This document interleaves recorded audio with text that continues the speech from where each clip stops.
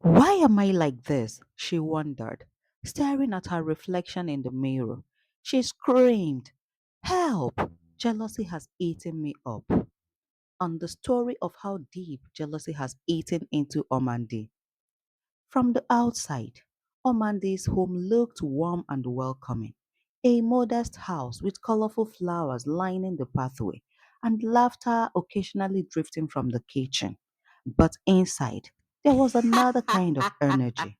It was subtle and hard to see at first.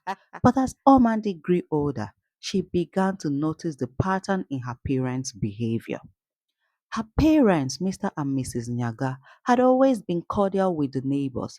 They smiled and greeted everyone they passed, exchanged pleasantries during community gatherings, and even occasionally lent out tools and shared meals. But behind the closed door of their home, their smiles faded, replaced by sharp words and critical comments. "Did you hear about Mr. Okeke's new car?" Mrs. Nyaga would say, her lips pressed tightly together. "Some people just love to show off their wealth. And they act as if their children are perfect," Mr. Nyaga added, shaking his head. "Always winning awards, always being praised." Little Omandi would sit nearby, pretending to play with her dolls but listening closely. She was too young to fully understand their words, but she sensed the bitterness in their voices. The harshness would linger in the air like a dark cloud. On this evening, the Nyaga's next door neighbor, Mrs. Adamu, came to their house and invited them to celebrate her daughter's academic achievement, a scholarship to a prestigious university. At the party, Mrs. Nyaga forced a smile and congratulated her warmly. But the moment they returned home, the mask dropped. "Did you see how proud she looked?" Mrs. Nyaga spat out as she set down her purse. "It's as if she wanted everyone to know her daughter is better than ours." "Let them have their moment," Mr. Nyaga replied, though his voice was tight. "It won't last forever. Some people always get ahead by luck." Omandi absorbed this comment like a sponge. She saw the way her parents' compliments were always laced with envy and how their laughter at others' success never reached their eyes. In her mind, she began to associate other people's achievements with something ugly and unwelcome. It wasn't just big success that triggered her parents' jealousy. Even the smallest thing were enough to provoke them. When a neighbor repainted their house in a bright new colors, the Nyagas coughed. "Such flashy taste," Mrs. Nyaga said with a smirk as she glanced out the window. "It won't make them any happier." "Exactly," Mr. Nyaga agreed. "They are trying too hard, probably covering up for something." These small remarks added up over time. Omandi, who had once been a curious and kind hearted child, began to mimic her parents' reactions. She learned to roll her eyes when other children were praised and to mutter under her breath when friends received compliments. She didn't realize it, but she was becoming a reflection of her parents' bitterness. Omandi often played with the neighbors' children after school, but even then, jealousy tainted her parents' words. Whenever one of her friends earned high grades or was chosen as class leader, her parents would find something to criticize. One day, they will see those grades mean nothing in real life, Mrs. Nyaga would say with a dismissive wave. "It's all for show." Mr. Nyaga would nod. "Book smarts don't matter if you have no common sense." Though Omandi was proud of her own accomplishments, she never received true encouragement from her parents. When she scored high on a test, their praise was always measured, as if to ensure she wouldn't feel better than others. "Well done," her father would say, "but don't brag about it. If another child did better, there would be no congratulations." Instead, there were cold words and subtle jabs about the other family's character. "Do you know why their son always comes first?" Mr. Yaga asked one evening, lowering his voice conspirationally. "It's because they bribed the teachers." Omandi listened closely, and seeds of doubt and resentment took root in her heart. If success was always tainted by secret means, why should she bother to admire or celebrate it? Every weekend, the Nyagas hosted or attended gatherings with friends and neighbors. On the surface, these events were cheerful, affairs filled with laughter, clinking glasses, and cheerful music. But Omandi's parents always found something to critique once the festivities ended. At one party, a neighbor announced his promotion at work. Oh, wonderful, Mrs. Nyaga said, clapping politely. But on the way home, she whispered to Mr. Nyaga, I bet he only got that job because he knows someone high up. For Omandi, the forced smiles and biting comments created a confusing world. People who appeared friendly and supportive often became target of scorn and envy as soon as they left. She learned to smile with others while hiding resentment inside. Hmm, how deep would this jealous behavior influence their little daughter Omandi? Let's find out as we go through the story. Now, over the years, Omandi's parents' jealousy became so ingrained that it seemed like a normal part of life. Whenever others succeeded, the Yangas would smile and congratulate them publicly, but criticize them, demean them privately. This envy was casual, even habitual. Sometimes they barely noticed anymore. Omandi, however, noticed. She noticed the sharp tone in her mother's voice when she talks about a neighbor, saying, Of course, she's always first to brag. She noticed the way her father would change the topic whenever someone praised another person's child. Slowly, without realizing it, she adopted their ways. Omandi entered primary school full of hope. She wanted her parents to be proud. But when another child was praised, her parents' displeasure echoed in her ears. When her teacher praised another student, saying, Good job, Aisha, you have done great work, Omandi's chest tightened with anger. During lunch breaks, she would sulk alone, watching Aisha with envious eyes. One day, when Aisha accidentally dropped her lunch, Omandi didn't help. Instead, she felt a cruel satisfaction. She deserves it, Omandi thought bitterly. Later, when Aisha received a special award, Omandi whispered to the classmate, She cheated. I heard the teacher helped her. These small acts of jealousy made Omandi feel powerful for a while, but deep down she felt empty and alone. She craved praises but couldn't handle anyone's success. At high school, it was even tougher. The competition was fierce and Omandi's envy grew stronger. There was a girl named Kemi who excelled in science. Teachers loved her and students admired her. Omandi pretended to be Kemi's friend but secretly despised her. On the day Kemi won a prestigious science competition, during the award ceremony, Omandi stood next to her, clapping with fake enthusiasm. Inside her heart burned. The next day, she spread a rumor. Did you hear Kemi bribed the judges? That's how she won. She whispered to a few classmates. The lie spread like wildfire. Kami became the target of nasty gossip, and Omandi felt a twisted satisfaction. But it didn't last. Deep inside, she knew what she had done was wrong. No one became her real friend. They sensed her jealousy and slowly they avoided her. Omandi often found herself alone, her heart heavy with bitterness. Now in college, it offered a fresh start, but Omandi's jealousy had become a habit. She joined study groups pretending to help others. Secretly, she hoped they would fail. Whenever someone shared a brilliant idea, she would say, Are you sure that will work? It sounds risky. She wanted everyone to doubt themselves. When Omandi didn't become the top student, she convinced herself that others had cheated. They have connections. That's why they are ahead. She would mutter, pacing angrily in her room. Her bitterness pushed people away. Once again, she was left with only her jealousy for company. One day, during a group project, Omandi sabotaged her team's work, hoping everyone would fail. But when the professor found out, he scolded the entire group. Omandi felt no victory, only a hollow emptiness. Why am I like this? She wondered. Staring at her reflection in the mirror, she screamed, Help! Jealousy has eaten me up. Hmm, do you think she would stop? Please stay with us as we continue with the story.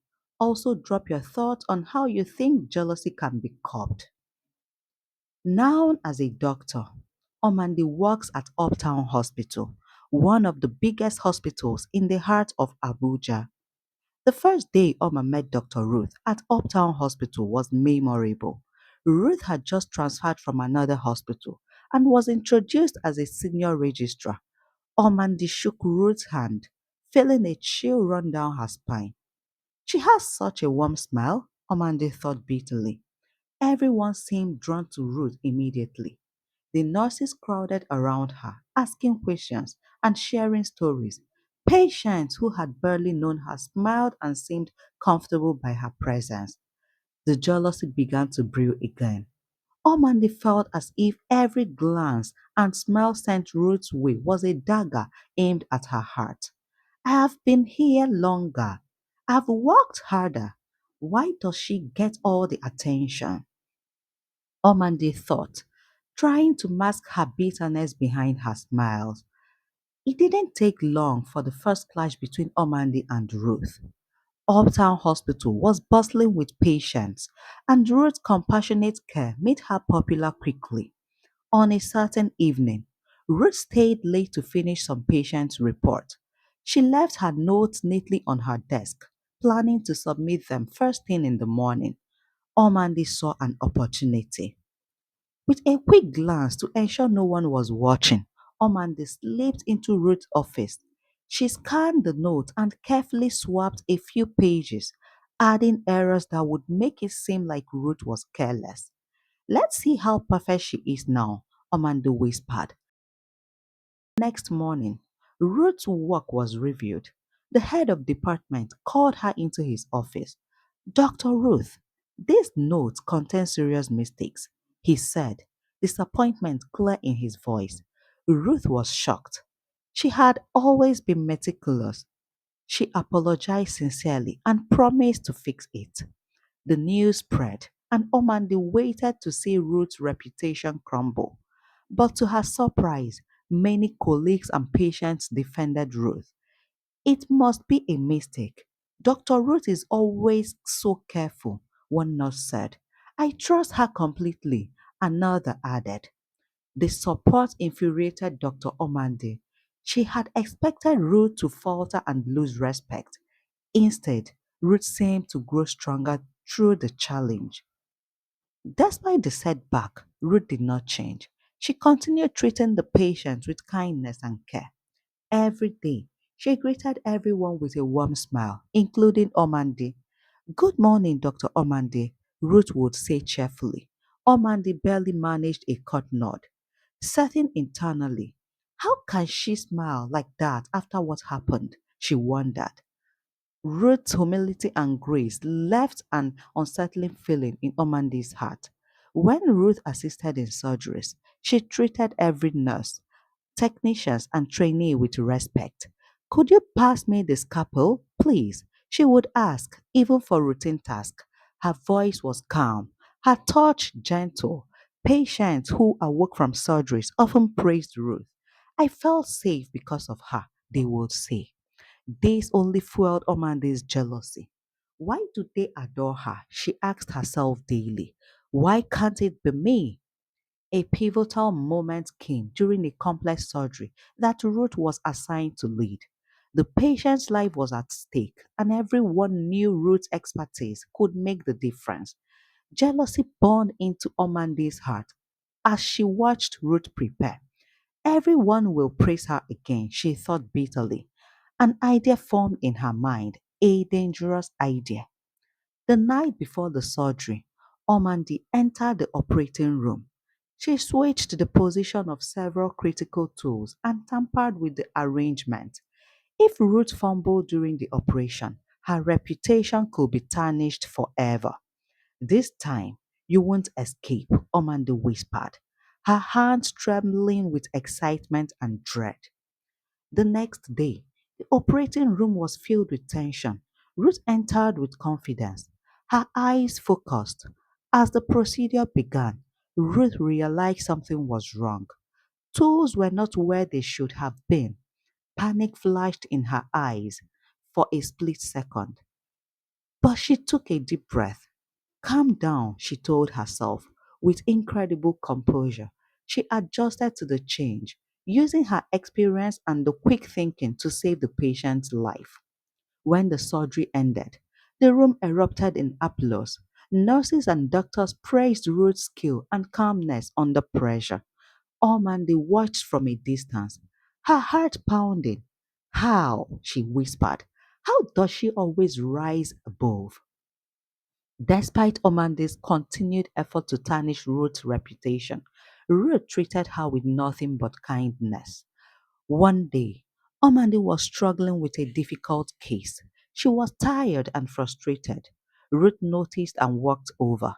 Do you need help, Dr. Omandi? She asked, her voice soft and sincere. Omandi wanted to scream, stay away, but instead she nodded stiffly. Ruth guided her through the case, sharing insights and offering encouragement. When the patient recovered, Omandi received praise. She felt a brief spark of happiness, but it was quickly overshadowed by anger. I don't need her help, she thought. I can do this on my own. Desperation drove Omandi to spread lies. She whispered to colleagues that Ruth had made a dangerous mistake during surgery. She almost harmed the patient, Omandi claimed. The rumor spread quickly. Some staff members began to doubt Ruth. Even the hospital director called her in for a meeting. Ruth's eyes were filled with hurt as she defended herself. I would never endanger a patient's life, she said, her voice steady but pained. The director decided to investigate. He spoke to everyone who had been in the operating room that day. Every testimony confirmed Ruth's skill and professionalism. The director realized someone had been spreading lies. Meanwhile, Ruth continued to work, her head held high, even as some colleagues whispered behind her back. Then came the day that changed everything. A young boy, whom Ruth had saved weeks earlier, returned to the hospital. His family came to thank her. The boy's mother, with tears streaming down her face, spoke to everyone present. Dr. Ruth gave us hope when we had none. She worked day and night to save my son's life. She is not just a doctor, she is an angel. The room was silent as Ruth, humble and as always, accepted their gratitude. Omandi watched from the shadow, her heart heavy. She realized that Ruth's success came from genuine care and hard work, not from seeking praise. The hospital director called both Ruth and Omandi into his office. He revealed the result of his investigation.